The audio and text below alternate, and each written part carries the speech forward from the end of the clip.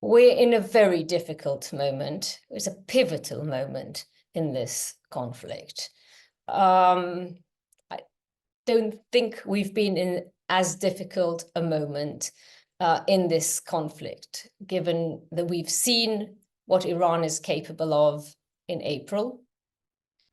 We've now seen again that Israel can target anywhere in Iran, but this time there is a question of the safety of the Iranian senior officials. The bodyguard assigned to Ismail Haniyeh was killed. He's Iranian.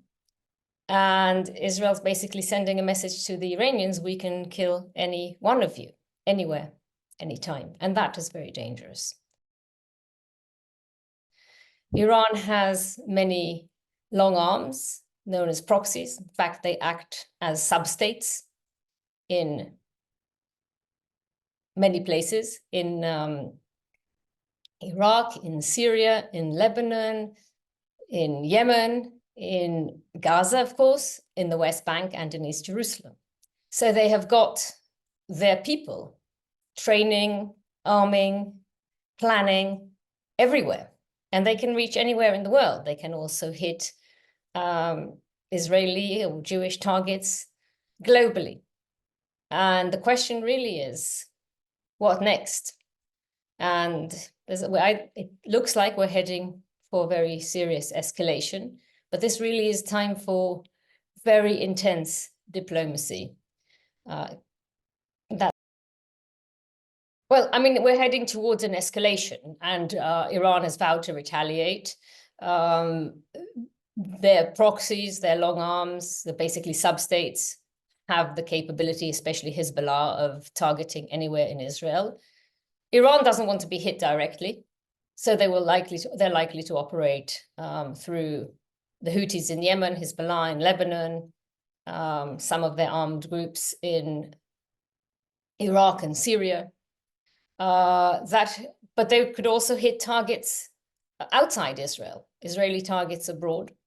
And the question then is, how will Israel retaliate? And the main problem is that this hurts the ceasefire talks. And Israel claims that they want the hostages back.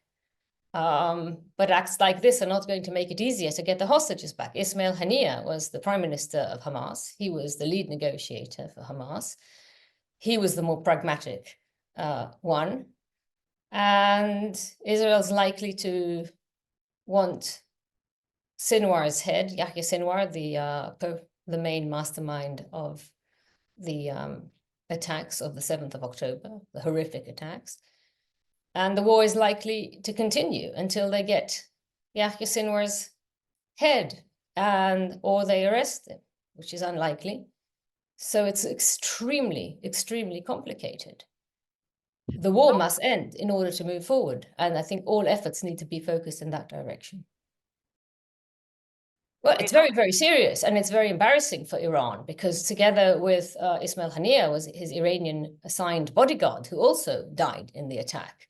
And this puts into question the security of senior Iranian officials. And I think they're going to be very worried about it, because this is a major breach of security.